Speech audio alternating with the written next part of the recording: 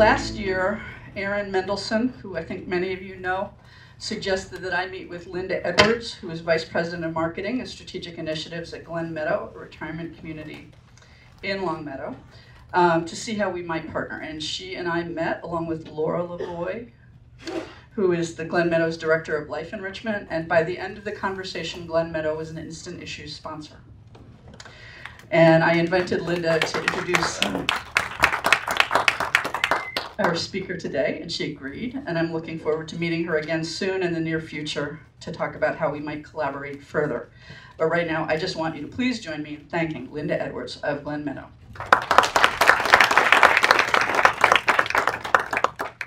Thank you. So I am at Glen Meadow. For those of you who don't know us, we're a nonprofit provider of senior living options and at-home services throughout Greater Springfield, and we've been doing that since 1884. We are a proud supporter of the World Affairs Council of Western Mass, and I'm delighted to be here today to introduce Dr. Sara Newland. Sara Newland studies local politics in China and Taiwan. She has conducted research on public goods and services in rural China, collaboration between civil society organizations and the local government responsiveness in Taiwan, ethnic politics, and political science pedagogy. She teaches courses on China, East Asia, and comparative politics with a focus on authoritarian regimes and the developing world. She is an associate in research at the Fairbanks Center for Chinese Studies at Harvard. Previously, she was an assistant professor of political science at Villanova University and a China public policy postdoctoral, say that 3 times, fellow at the Ash Center for Democratic Governance and Innovation, Harvard Kennedy School. Today, she will be speaking to us on the 2019 Hong Kong protests, causes and consequences. Please join me in welcoming Dr. Sara Newland.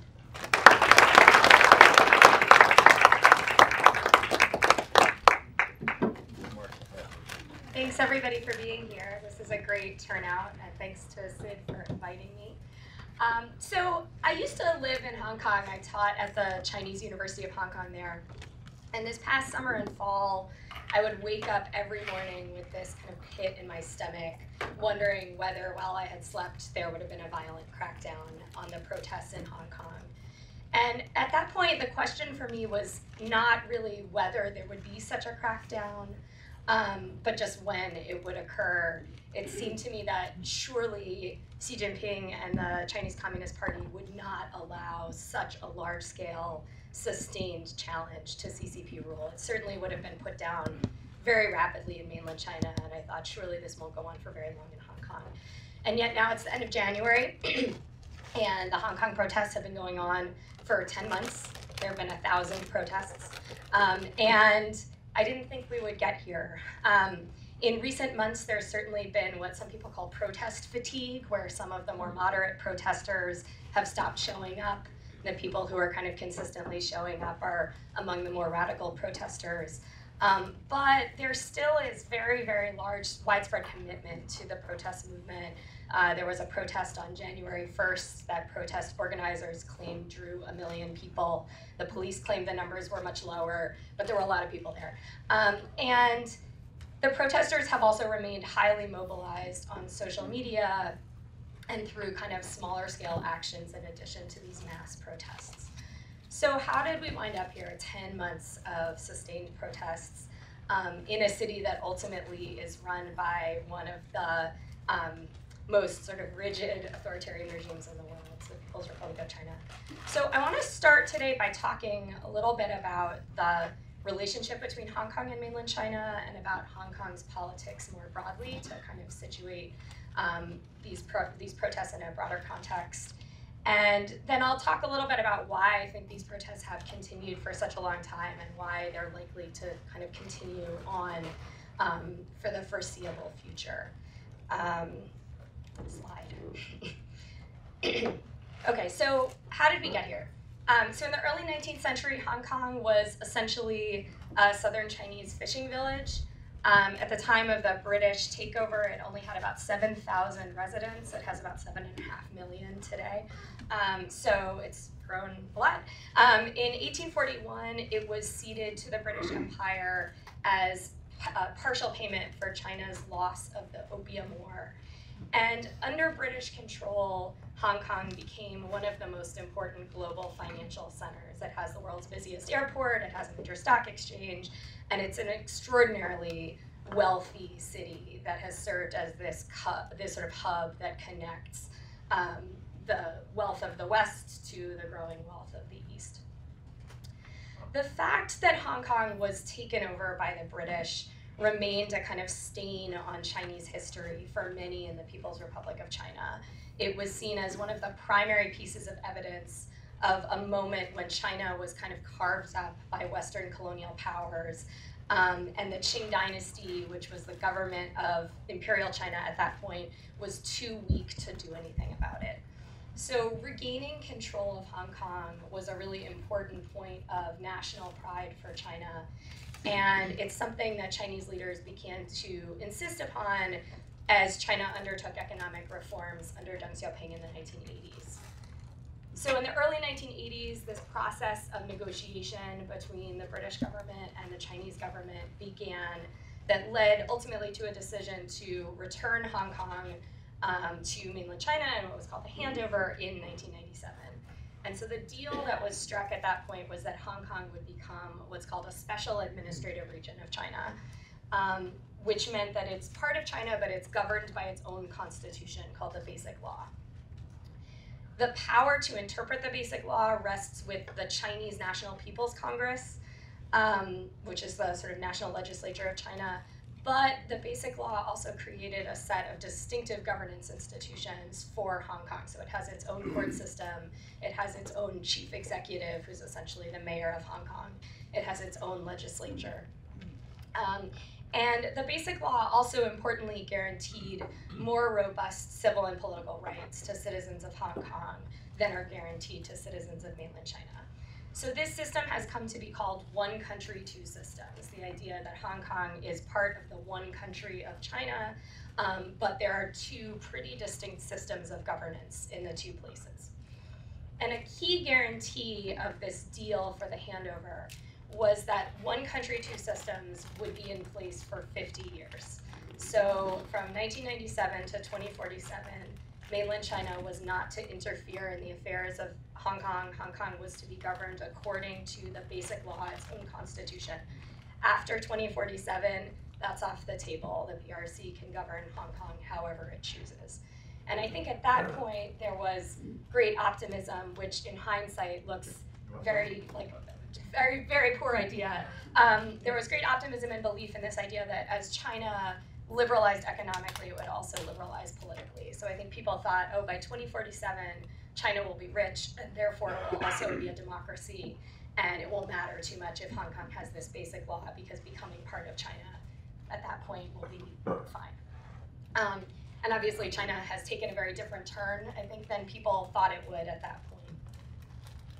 So one of the key debates between the British and the Chinese negotiators was over what kind of democratic institutions, if any, Hong Kong should have enshrined in the Basic Law.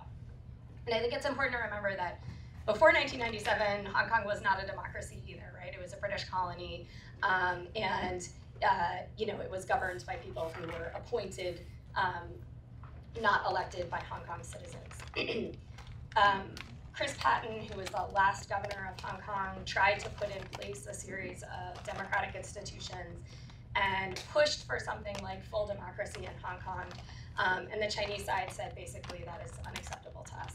And so what Hong Kong wound up with was sort of a patchwork of governance institutions where there is a legislature, citizens get to go and vote for a legislator, but the seats in that legislature are apportioned according to a sort of strange formula that gives disproportionate power to business interests who are closely aligned with Beijing. So even if all the citizens in Hong Kong got together and voted for pro-democracy, anti-Beijing candidates, Beijing would still control the legislature because of the way those seats are apportioned. Similarly, the top official in Hong Kong, the chief executive, currently Carrie Lam, is selected rather than elected. So she is elected by an election of a small group of elite people who are aligned with Beijing. So there's always an attempt to get a pro-democracy person in there, but ultimately whoever holds the chief executive, every single person who has held that position has been a pro-Beijing person, and that will always be the case, I guarantee it. So a repeated rallying cry of protests in Hong Kong since 1997 has been a demand for universal suffrage. There's some ambiguity in the basic law in terms of what political rights actually are guaranteed to people. Citizens have seized on some of that ambiguity and said, we were promised universal suffrage, we want the right for every citizen to vote for the chief executive. And Beijing has basically said that this is a non-starter and has offered a couple of kind of compromise measures which were not acceptable to Hong Kong citizens or to the pro-democracy parties in Hong Kong. So since 1997, when this handover of Hong Kong back to mainland China occurred, there have been several major protest movements in Hong Kong. And several of them have drawn hundreds of thousands or perhaps even millions of protesters. There's generally a big debate about how many protesters show up at a given protest between protest organizers and police. At their heart, although these protests have sort of superficially been motivated by different concerns, most fundamentally they're all about the definition of one country, two systems, and about whether Beijing is respecting this promise to not interfere in Hong Kong's affairs for 50 years. Several of the protest movements that have occurred in recent years have been successful. So there was a large protest in 2003 over a proposed anti-sedition bill, which people were angry about because they thought it would give the government broad powers to arrest citizens for making statements that were critical of Beijing. And hundreds of thousands of people turned out in the streets, and ultimately that bill was withdrawn. Similarly, in 2012, there was a movement largely led by students, especially by the student activist Joshua Wong, who's now become quite famous, about a proposed patriotic education curriculum in Hong Kong, which people saw as sort of imposing on Hong Kong's distinctive culture and requiring people to learn more about sort of mainland Chinese perspective on politics than they wanted. And ultimately, after mass protests, that patriotic education bill was also withdrawn. So the most recent mass protest before what's going on now is the umbrella movement of 2014. Protesters really regard the umbrella movement as a failure. Their demands were not met. Those were demands largely around universal suffrage. But despite that failure, many Hong Kongers have recent memory of mass protest movements succeeding in achieving their political goals. And so I think that is partly an inspiration for the protests we're seeing today, is that they have seen that protests can work and can cause the government to retract unpopular bills. So the current protests began over an extradition bill that would allow criminal suspects in Hong Kong to be extradited to mainland China. And protesters saw this as a dangerous threat to the Hong Kong legal system, which is really internationally respected. Defendants in Chinese courts just do not enjoy the same kinds of rights and protections in terms of legal representation and due process that they would in a Hong Kong court. And people saw this as a way that China could violate this promise of one country, two systems by essentially taking people out of Hong Kong and shifting them over to the mainland Chinese legal system. So the first mass protests over the summer, the nominal cause of them, the thing they were protesting, was this extradition bill. And I think had the Hong Kong government responded to those protests by just killing the bill at that point, probably this protest movement would have ended there. Just as the student movement in 2012 ended when they said, okay, we're not going to push this patriotic education campaign forward. But instead, Chief Executive Carrie Lam made what in hindsight seems like a huge misstep, which is that rather than simply withdrawing the bill, she had this sort of protracted series of responses where first she defended it, and then she said, oh, well, I'm not going to withdraw it completely, but it's suspended, and I promise we won't consider it. and the bill is as good as dead. And it took her a really, really long time to officially withdraw the bill. And so I think basically the protesters didn't trust her. She's someone who people have seen as very, very cozy with Beijing. She's been quite unpopular with the pro-democracy side in Hong Kong really since she came to office.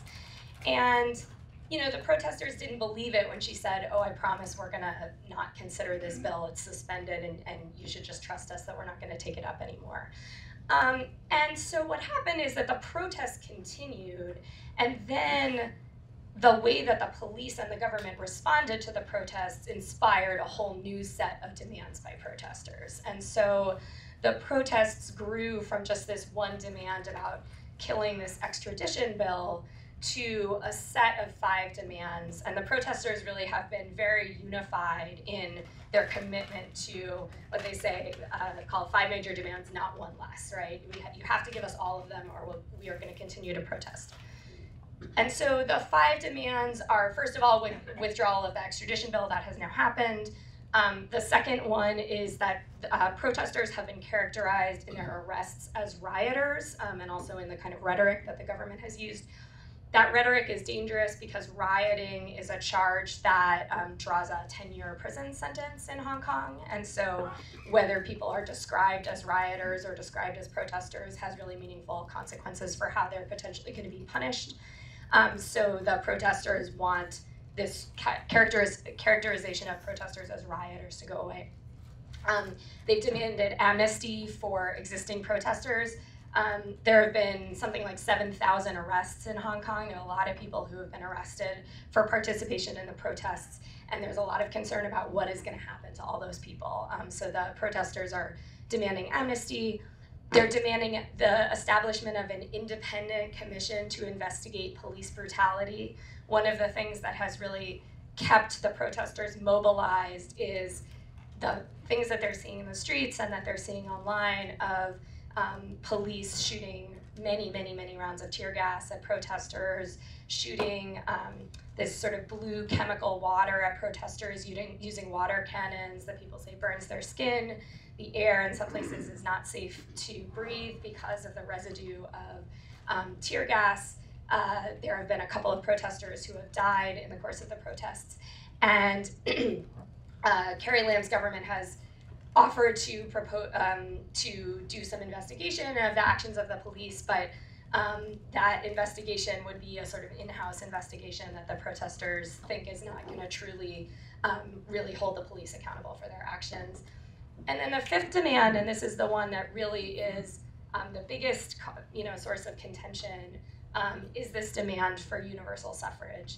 And so because the protesters have said this is an absolute condition of the end of the protests, and Beijing says this is absolutely not possible, we will not give you universal suffrage, we're sort of at an impasse.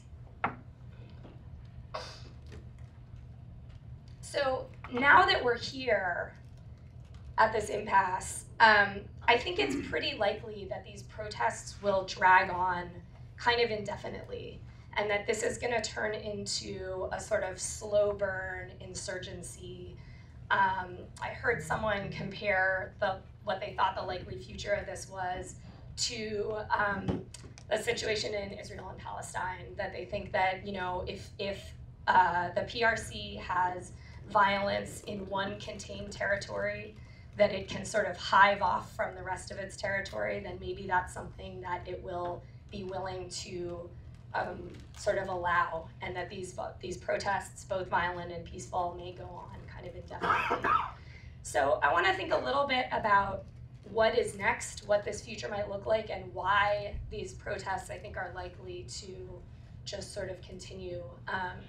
So from the perspective of Beijing, and I should say that I'm talking about Beijing because although Carrie Lam is the chief executive of Hong Kong, her boss is Xi Jinping, the president of China.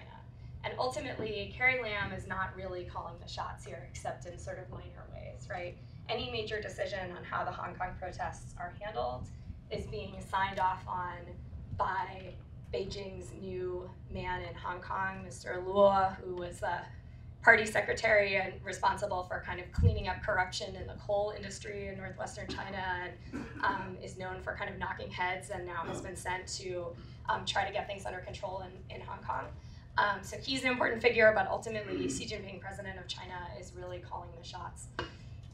So for Beijing, I think major concessions to the Hong Kong protesters are not really possible, and they're not really desirable. So I think one concern for Beijing about any unrest is that there will be a kind of domino effect, right? That protests in one part of China will inspire protests in other parts of China. And at this point, major concessions to protesters in Hong Kong could give life to protest movements in the Chinese heartland. There's a kind of squeaky wheel gets the grease logic, right? If you see that people have protested for a long time and then they get what they want, maybe that makes you protest and show up over and over and over again. And Beijing is very concerned about social stability for a variety of reasons. And so anything that is likely to kind of inspire more protest movements or resistance in mainland China is simply not an option.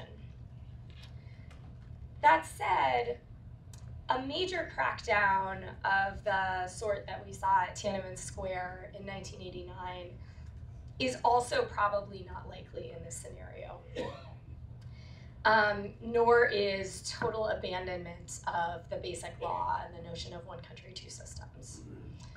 So I think that there are a few reasons for this. One is just Hong Kong's status as an international city. There's a huge international media presence in Hong Kong.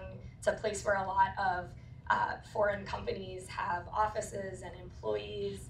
And so I think the kind of international audience costs of a major crackdown there would be enormous, right? The world is watching Hong Kong in a way that the world was not really watching Beijing in 1989. And part of that is just about changes in how media work and the internet and things like that. But you know, they can't, if tanks rolled into Hong Kong, they couldn't hide the numbers of people killed very easily there.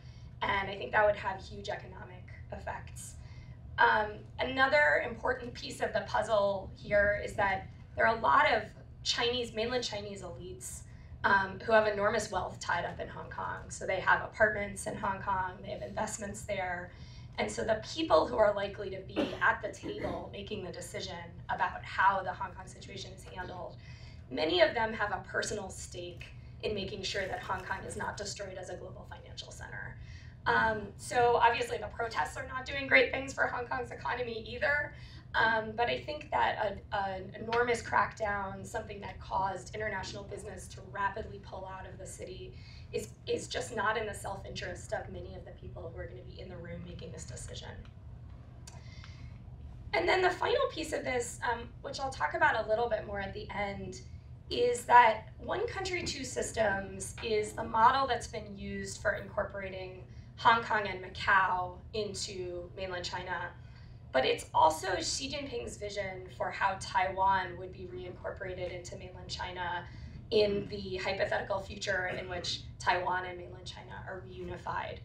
And I think that there is substantial evidence that Xi Jinping is serious about recovering Taiwan and that he perhaps wants to do it on his watch. And he's tried to sell one country, two systems as something that would be desirable for people living in Taiwan. And people living in Taiwan, I was in Taiwan for the election, I just got back. People living in Taiwan have been watching these protests in horror this year and saying, wait, this is our future? You want us to embrace this? And so I think that if this were to end with a total abandonment of one country, two systems, something like, you know, PLA-run martial law, that would sort of kill this dream of peaceful reunification of mainland China and Taiwan, right? There's no way that that's a future that people in Taiwan would be willing to accept. The final thing I want to talk about that I think has made this protest really challenging from the perspective of Beijing, and that means that Beijing probably couldn't just stop these protests in their tracks even if it wanted to, has to do with the style of the protests. So these protests have really embraced some novel techniques things like mass, movements in the streets, people holding signs, shouting slogans, that stuff that we've seen in social movements for decades, right? But these protests have embraced a kind of leaderless, formless style. They talk about it as be water, which is a Bruce Lee inspired. And it makes it very, very difficult to just stamp out these protests completely. So when the protesters use this phrase, be water, what they mean is kind of fill whatever space the state gives you, right? If there's a little bit of an opening, take it. If that opening disappears, just slip away, right? Don't have obvious leaders, just have everyone play a little bit of a role. And so in contrast to something like the umbrella movement, where there were clear leaders who then were all arrested and thrown in jail, it's really hard to identify any clear leaders here, right? So you can't sort of decapitate the movement by just arresting its leaders and throwing it in jail. A lot of the actions of especially the more radical protesters have been these sort of guerrilla actions where 20 people will descend on one mainland Chinese owned business and deface the front of the business, throw rocks in its windows, things like that, and then leave. It's hard to, by the time the police get there, they're gone, right? And so I think short of arresting everyone in the city, given that a huge percentage of the population in the city at this point is quite supportive of the goals of many of the protesters, it's not clear how you cut that off completely, right? Even if you prevented all large-scale marches from happening, you still would have these kind of micro guerrilla actions in opposition that I don't think Beijing has a good strategy for controlling. So in terms of protesters, I also don't expect to see major changes in the way that protesters are approaching this. I don't expect to see them making new concessions or saying, never mind about the 5 demands, like we'll accept 3 of them or things like that. And I think there are a few reasons for that. So one is that the protesters know they're pretty powerless, right? They see this as a David and Goliath fight. They're mostly young people who are going up against an incredibly powerful government. And they feel like they have nothing to lose by continuing to fight hard, right? Many of them think that they probably are going to go to jail for a long time. And they have said, given a choice between dying on the streets and going to jail, I would rather die on the streets. Even in what they see as an unlikely situation that they are not punished, that there is some kind of amnesty, they see the long-term future of this city that they have intense love for as just being very negative. And so in some ways, there's no reason not to embrace these sort of radical, violent protest tactics from the perspective of many of the young protesters. So I think, part of this is about sort of looking into the future and seeing what they think Hong Kong will look like maybe in 10 years, but also in 2047 and beyond 2047. And so one thing that people have seen is PRC influence in Hong Kong has grown much stronger. In the last, I would say 5 years especially, the Chinese government has intervened in Hong Kong politics more and more in a variety of ways. And there often are protests about that, but there's ultimately not that much citizens can do to prevent that. There also is just larger cultural and economic influence from mainland China in Hong Kong. So there are more and more mainland Chinese tourists in Hong Kong, although those have sharply declined as a result of the protests. There are more and more people from mainland China buying apartments in Hong Kong. When I was living there, which is about 15 years ago, you would pretty much only hear Cantonese on the streets in the neighborhood I lived in. Cantonese is the local dialect, Chinese dialect that's spoken in southeastern China and especially in Hong Kong. And now you go and you hear a lot of Mandarin, which is the language of mainland China. And people really resent that, right? And they see more and more of that. And they say, you know what, we used to think we had all this time to achieve our goals. 50 years seemed like a long time. Now it doesn't seem that long anymore, right? And it feels like they feel like this is their moment, their window is closing, they have to fight as hard as they possibly can. The China of today is also very different than the China of 15 years ago. So I think, just as in 1997, people were sort of optimistic that China might become a liberal democracy and that Hong Kong, if Hong Kong were, whatever sort of democratic rights were guaranteed to Hong Kong would just be continued past 2047. That seems like it is certainly not the case, and especially under President Xi Jinping, who is arguably the most repressive president that China has had since Mao. People look at the space in mainland China, there's less and less space for free discussion on the internet and the media, among civil society organizations. Lawyers are being threatened, not allowed to take clients, things like that. And so people say, wow, that's a China, I didn't want to join that China 10 years ago, and I really don't want to join it now. And people also, there's a real generational kind of identity shift happening in Hong Kong, where even a decade ago, a lot of people would describe themselves as Chinese, ethnically Chinese, even if they didn't feel like they had a close tie to mainland China as a government or as a country. And now young people don't describe themselves that way. They describe themselves as Hong Kongers, and they say, I am not Chinese. So, this is, I think, a really dramatic shift. So there was a survey a couple months ago, only 11% of people in Hong Kong said they identified as Chinese. And this is a place like they speak a Chinese dialect, right? Ethnically, they're not very different from people in the southern part of mainland China. They celebrate Chinese holidays, right? And yet they say Hong Kong is its own place. It has a distinctive culture, which has involved a kind of embrace of many traditions from southern China that were destroyed under Mao Zedong in mainland China. They take great pride in their language and Cantonese. They don't want to have to speak Mandarin. And that's tough, right? These are people who not only do they not want to be part of the PRC, but they just don't really want to be part of any version of China.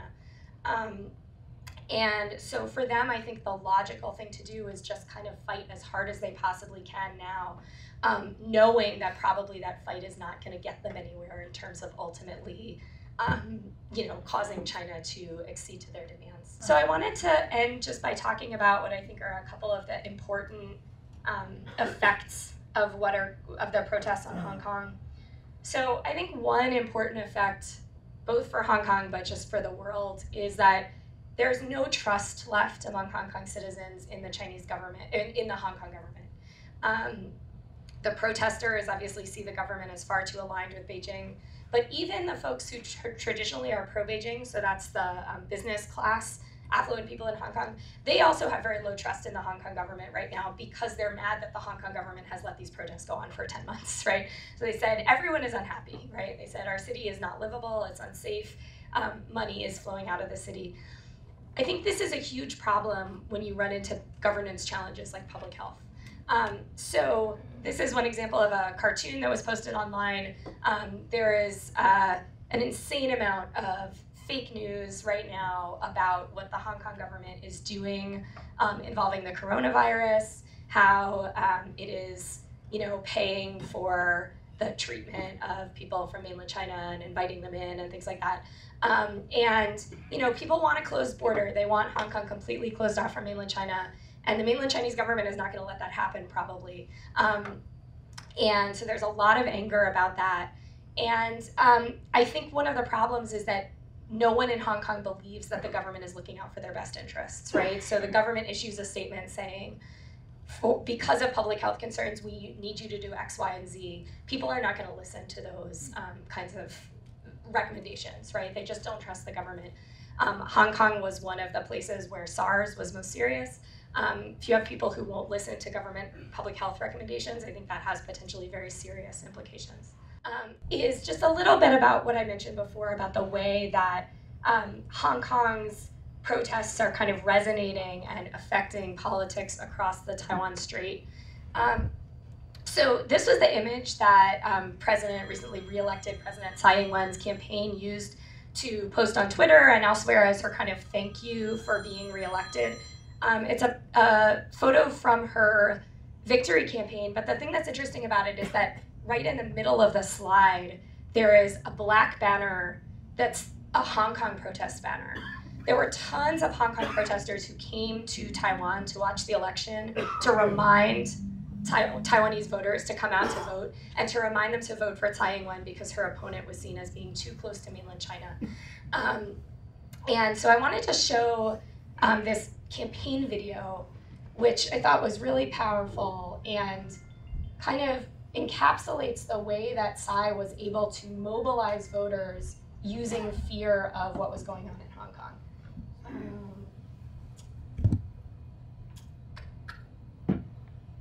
do I get to the... Oh. Here. Okay, I won't do this. Is there a way to close this tab? Oh, you know what? Maybe that X. Sorry.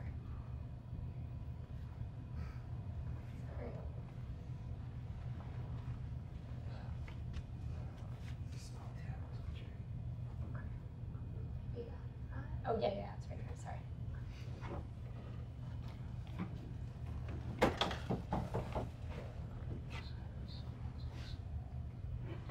Oh, is there no sound?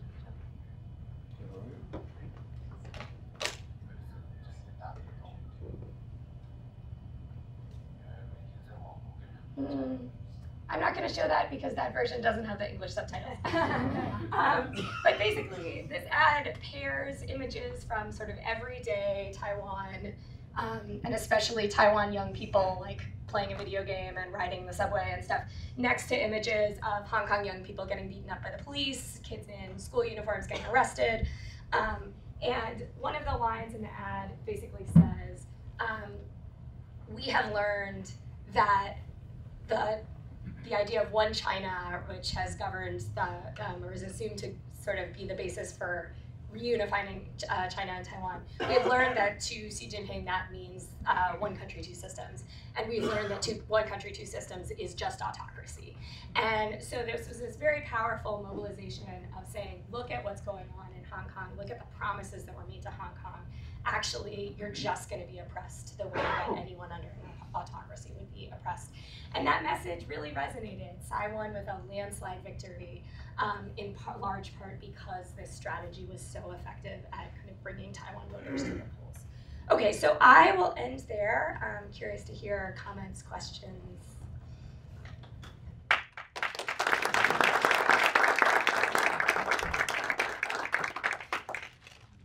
Do you want me to collect? Okay, yeah.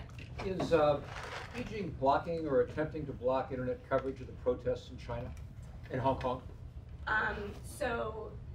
You mean like people who are in mainland China who are trying to read about the protests? Yeah, so the question was about whether information about the protests is blocked on the internet in China. So initially the protests were completely censored. There was no reporting on it in the Chinese media. It was very hard to get information on the internet. Then after a couple of the very large protests, 1 million person plus protests, I think it became clear to the Chinese government that they couldn't just keep all that information off the internet. It was just too many people were going to know someone who had been in Hong Kong and seen a protest. And so what they did is they switched to a strategy of actually covering the protests a fair amount in the Chinese media. But the frame for them was exclusively focusing on the violent protesters, right? So look at these rioters who are committing violence against Hong Kong police. And calling them terrorists, and also focusing on only the economic grievances, right? So saying, oh, people are angry because apartment prices are really high in Hong Kong. Apartment prices have been really high in Hong Kong for a really long time, right? And it's true that it makes people mad, but that's also not what gets people to come out and get tear gassed every night, right? So there was no coverage of the sort of identity concerns, the idea that people feel like they have a distinct identity from mainland China, the political critiques, the demands for universal suffrage, none of that showed up in the Chinese media online or in print about the protests. The internet conversations are interesting in mainland China about these protests. There's a strong nationalist presence on the Chinese internet, so many Chinese internet users post things that are very supportive of the Chinese government. and are basically saying things like, oh, they should just go and shoot all those protesters, and like, why are they so ungrateful for being Chinese citizens? But some people have used the protests as a way to criticize the Chinese government, and they've said, if this happened in mainland China, you would shoot all of us or throw us all in jail. Like, why are these protesters in Hong Kong being allowed to get away with that? It's so unfair.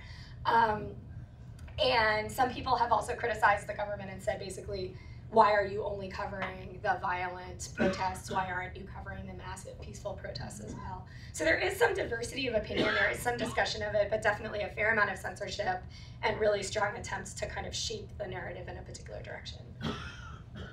Yes? Is there much movement of people from Hong Kong to Taiwan or from mainland China to Taiwan? And does Taiwan restrict any of such movement? Yeah, so the question was about whether there's been much movement of people from Hong Kong to Taiwan or from mainland China to Taiwan, and whether Taiwan restricts that movement. Yes, so there are some people who have been involved in the protests and fled to Taiwan through a network of some religious figures, some civil society organizations who helped get them out. And they have, in many cases, come in on a tourist visa, but then been allowed to extend for longer than a traditional tourist visa. Taiwan does not have an asylum law. And so this is something that I think some voters in Taiwan are really pressing the government to consider, because there's currently no legal mechanism for people to come and request asylum. And yeah, I mean, I think that there are a lot of people in Hong Kong who, like, that's their hope, is that there'll be an asylum law and then they'll be able to leave and move to Taiwan. But whether that will happen, I think, is an open question. I mean, there are already concerns in Taiwan about employment for young people, and, so not everyone would be supportive of the idea of bringing in, 10,000 Hong Kong protesters. In terms of mainland Chinese people moving to Taiwan, there are some who move for work. They marry someone who's from Taiwan, and then they get citizenship that way. There is not massive movement of people in terms of, people trying to flee the government in mainland China and move to Taiwan, in part because there isn't a refugee law or an asylum law. Yeah. Yes. I'm from China, so I just want to put some aspect in there. That's because I've been watching this whole thing. I've actually, social media, the Chinese news, official news, and the international reports on this. So I just want to make people understand a little background about this thing. It's because actually there's two reasons triggered this. There's first of all, let's go back. Let's track back why Chinese government want this, because they are really trying to crack down the corruption. And when somebody, it's so easy. If I take a lot of money, I embezzle a lot of money, it's hard for me to go to other countries to get visa. But Hong Kong is very close, and it's a great place to go everywhere after. So that's originally the idea is not trying to take freedom away from Hong Kong people, but they do want to persecute those people who took a lot of money out of the country. So I can understand people, Hong Kong people feel like this threatens their legal rights, which is totally fine. But what happens is that there's hostility from Hong Kong local people against the mainland Chinese people. Okay, there's two reasons caused, like I said, against because lots of because now the mainland people have money, they go out and travel. Hong Kong is a close place to go, and they buy a lot of stuff. It's kind of crazy because we have such a big population. So it's really affected daily life of a lot of people in Hong Kong, but really drive their economy to a really new level. But they don't want both. They can't have both, but they want the good part, they don't want the bad part. So that's why you can see they don't want to speak Mandarin, So I have friends who lived in Hong Kong. I have friends from Taiwan stuff. We're all good people, we're all good friends. But sometimes when you are driven by a political motive, you become very unfriendly because you want the people bring the money to the island, but at the same time you want them to not come in. It's not gonna work, right? I can understand both sides. And then another thing is extreme distrust in the Chinese government and their own government. So that's when it becomes so out of control. But however, prior to this, there's a lot of protest against Chinese tourists in Hong Kong. That's been going on for like a year or something, and that was not widely reported by Chinese government because they don't want to generate the issues. But that was a lot of truth because I had people there who took pictures, show me how, you know, and that's not a nice thing to do. I'm just saying, like, if people come to this country, throw you, like, you go back to your own country. That's not a nice thing to do, right? Let me stop you there if you don't mind, just so there's time for other people. But so the 2 points that were made, the first point was about the about corruption, right? The basis for the extradition bill, that people flee to Hong Kong, and then they can't be extradited to lots of other places, and it becomes a sort of haven for criminals and corrupt people.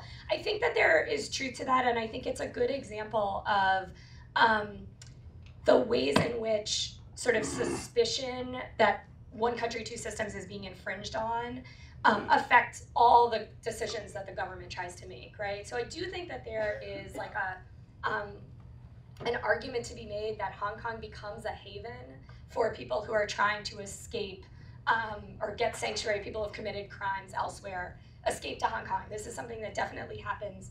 And I think that people from Hong Kong will recognize that, but they still see this as, they say that could be true, but we are so fearful that the government will use this as a tool to punish Hong Kong citizens and to interfere in Hong Kong's legal system that we still don't want this extradition law. Yeah, and then I think this point about anti-mainland Chinese sentiment is a really important point.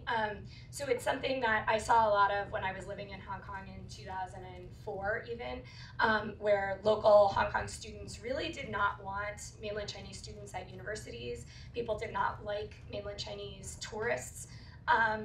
But I think you're right that it's a double-edged sword, right? Some people benefit from the money that mainland Chinese tourists bring into Hong Kong, and other people are resentful because they see mainland Chinese people buying apartments, driving up the cost of apartments, and then they can't afford apartments themselves.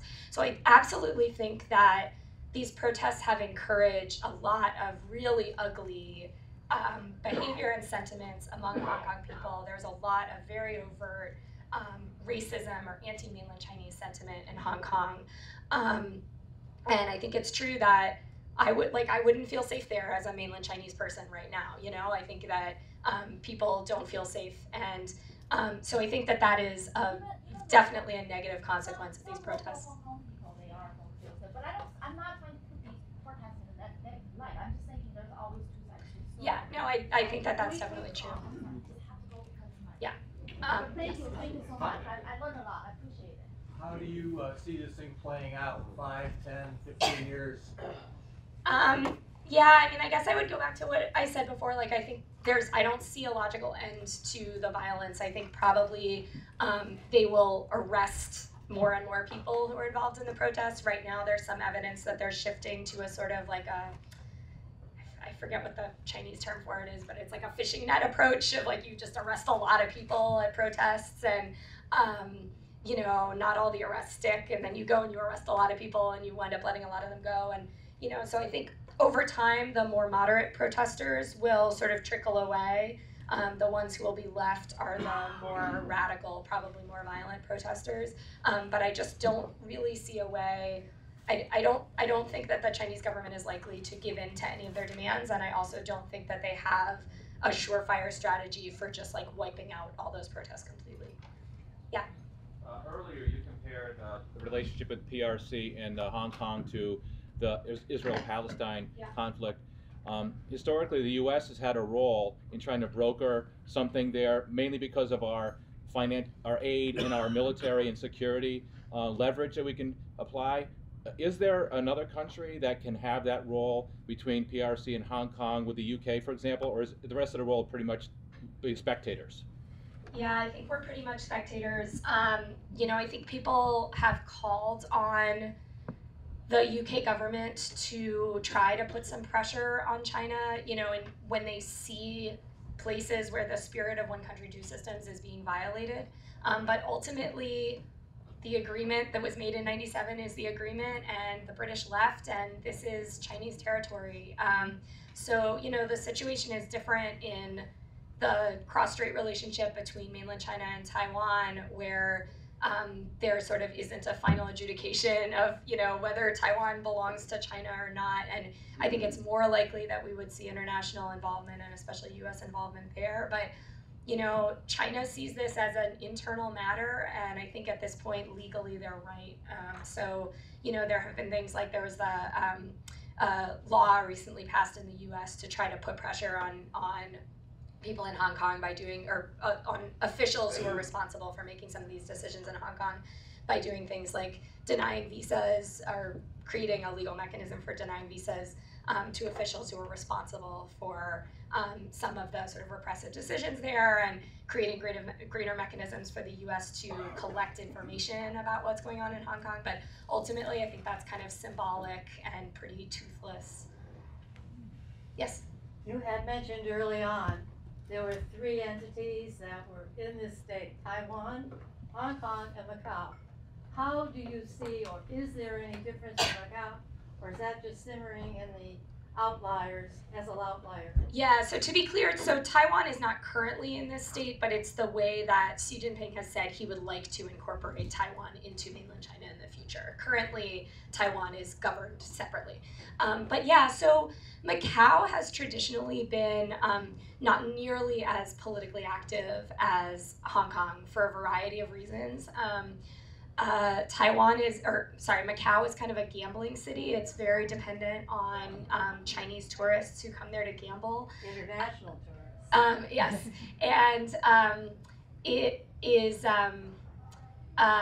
it's just a place that has not had the kind of political involvement. I think it had a different colonial legacy. It was a Portuguese colony, and did not, I don't know, it has a sort of legacy of like very corrupt politics. I think that people don't really feel like they have any kind of meaningful voice. In some ways, I think, the protest movement in Hong Kong is in part a product of this sort of weird combination that Hong Kong has of some democratic institutions and promises of representation within a broader authoritarian system and a chief executive who's not democratically elected. And so that sort of gives people this feeling of like, oh, we can push for more than we have now. And I think in Macau, my sense is that people just are pretty apathetic about politics and, would not be willing to tolerate the kind of economic costs that massive protests would probably entail.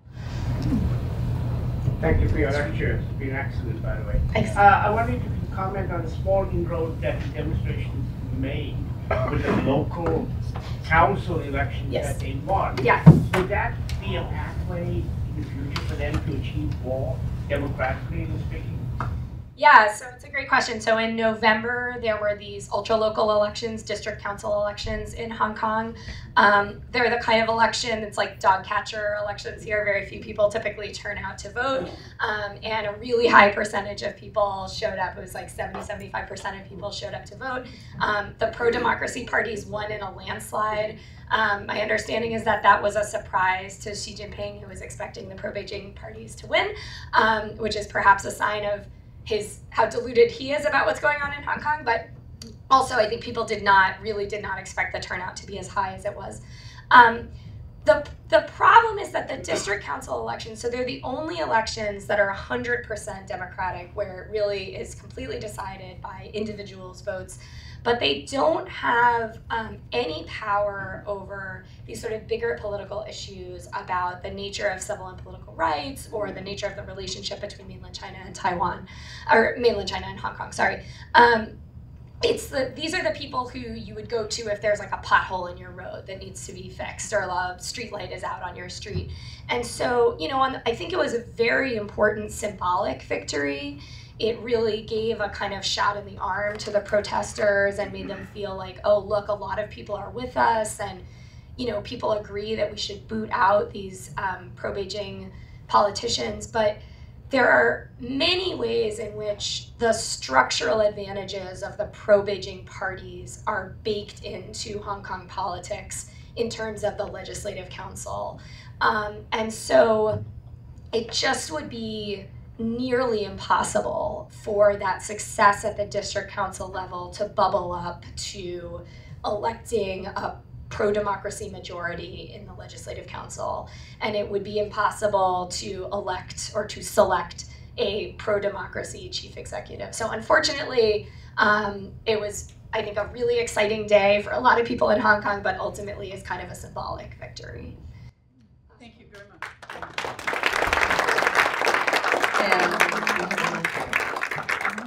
And this is Barrio Rising by Alejandro Velasco, who spoke to us last year. I hope you enjoy that.